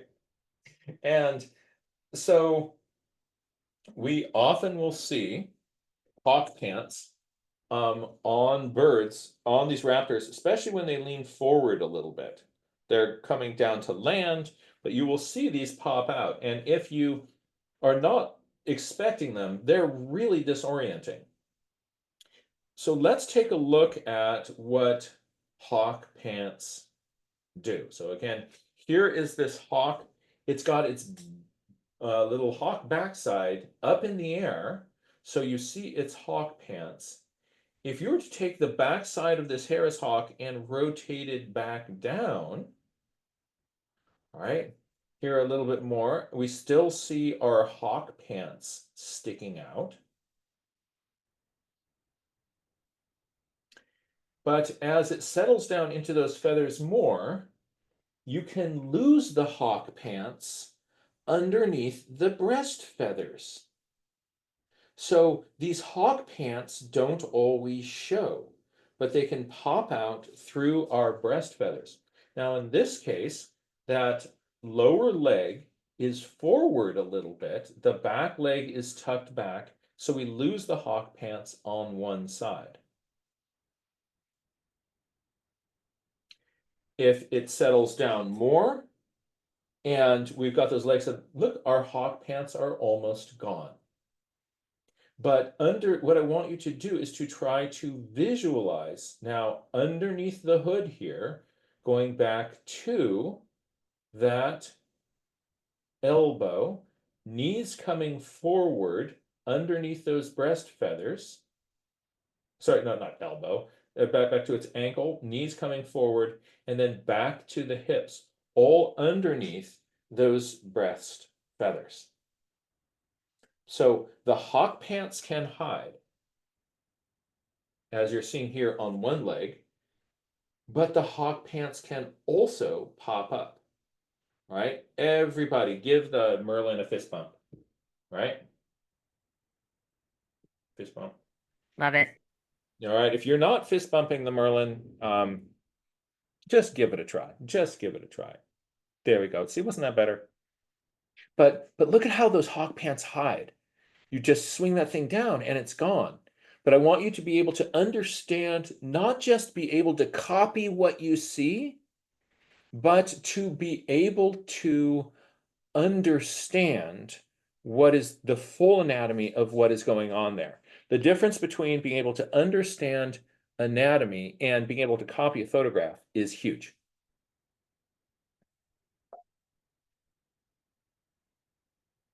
Wait, so the class is almost over and we didn't say anything about wings, right? And you're thinking to yourself, yeah, there's still this big thing on the side of the body. I've got the head, and that was lovely about the hawk pants. But will you please do something about hawk wings? No, we don't have time for it. Just kidding. All right, there we go. Hey, Avea, how much time do I have? You have 5 minutes. Yeah, we can do it. This is perfect. All right. So, as we're looking at the wings, I want you to notice several things. There is, underneath the hood, we have the bird's hand, we have its forearm, and then we're coming back to its shoulder, and it has a shoulder blade. There are different sections of feathers attached to each of these zones. Attaching to the hand, we have all of these feathers. Those are called your primary feathers. Attaching to the forearm, you have all of these feathers. Those are called your secondary feathers. And attached to the skin in here, above the shoulder, are your scapular feathers right here. The scapular feathers are a big, big deal on drawing hawks. On this close side, that's your scapular feathers right in there. That's your secondaries. That's your primaries. Very often the tips of the secondaries and the tips of the primaries have dark on them. But let's look at the patterns here. We also have this covering over the top of the primaries are primary coverts. Over the top of the secondaries are secondary coverts there. So these little feathers going from small, the last row is big. Small, last row big.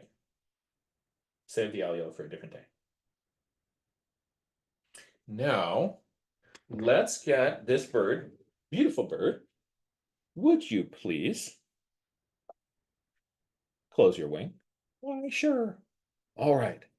Now, what's going on here? What's going on here? Remember, just back here, 1 moment ago, we had, we were looking at this lovely bird. There's it's rusty all the way to the front of the secondaries. Pay attention to this part right in here, right? We've got rusty coverts, then this last row of coverts has a little bit of a dark line on it, right? And then we have this end here. For now, ignore everything else. Oh, and also our scapulars are gray. Scapulars are dark. So what do we want here? Look at this. Can you find the scapulars? That's at the top.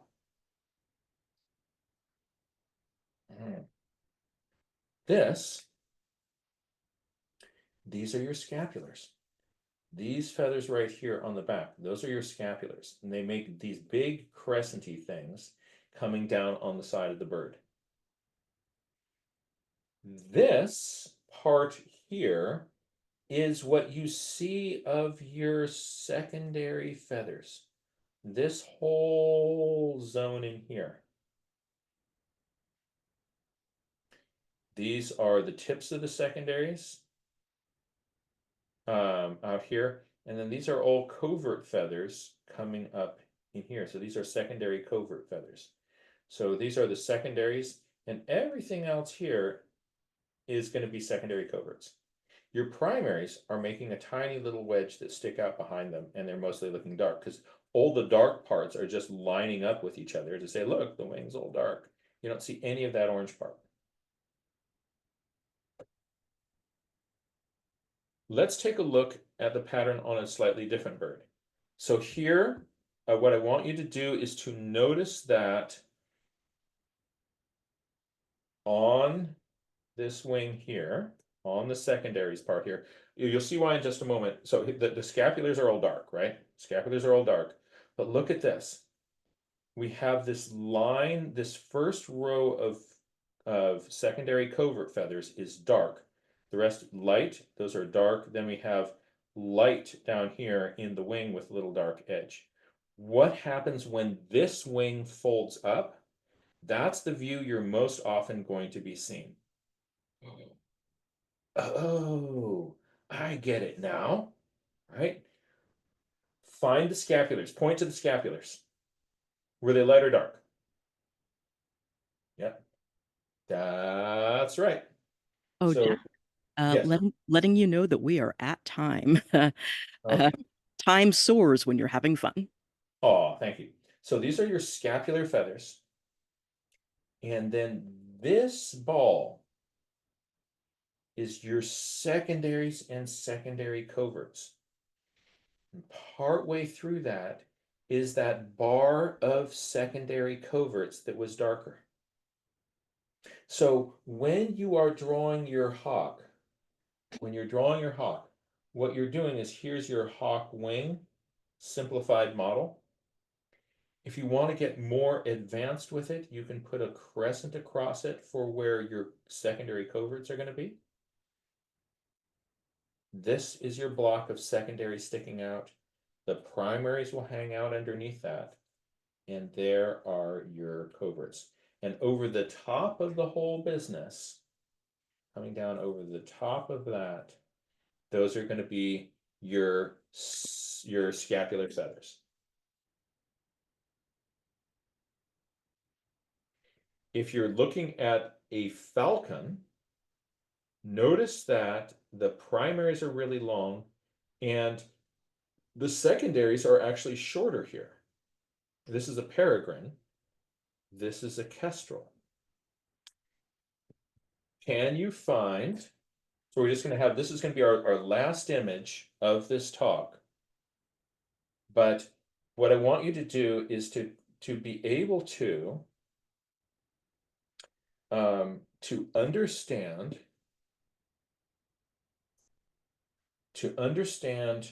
what are the scapulars, the secondaries and their coverts versus the primaries. And let's just block it out here on this beautiful, beautiful bird. What color are the scapulars? Lovely brick red. Its secondaries, its secondary bubble is here. Here's that first row of coverts. So look, there's not a lot of secondaries sticking out. And when you really kind of get into the tips of the secondaries, they actually have this interesting angle change in them. But look at how much is secondary coverts. And those primaries, oh, look at these. Look at these. So remember we had that secondary ball line sticking out? Here's that line sticking out. So if you're drawing warblers, understanding the scapulars is not as much a big deal. But when you're drawing hawks, this ball of the secondaries, how long that is, how big it is, that's going to be something really important to look for. To notice that most of that is secondary coverts. These are my little secondary feathers sticking out here. So looking at a warbler, this would be like a big old block of things, but it's not. And that, my friends, is how we, that's how we draw raptors. And I want to encourage, first of all, you can do this. I got these, how can I? Okay, Oh, that's good. thank you. Thank you. You can do this. And I want you to just to encourage you to go play with first some photographs and play with those face angles and play with the wings. Look for some hawk pants. Look for hawk pants in the field. You'll see it as birds are taking off, landing, doing any kind of dynamic movement, leaning their bodies forward. All of a sudden, there are these hawk pants that pop out. It's really, really fun. And with practice, it gets better and better and better. You play with this week. Make this your week of drawing raptors. 20 raptor sketches. These can be 1-minute gesture sketches. You do 20 1-minute gesture sketches of different raptors, that's great. But give me 20 drawings of any kind. Don't take like many hours to do them. If you want to do that on 1 or 2, it's fine, right? But get yourself some reps in. It's quantity of looking at little raptors versus the quality of a drawing. Give yourself some quantity time with sketching these raptors this week. After this workshop, you do that. This will lock into your brain. You'll be out there in the field and raptors will pop out on your page. Thank you so much for joining me and the Wild Wonder team.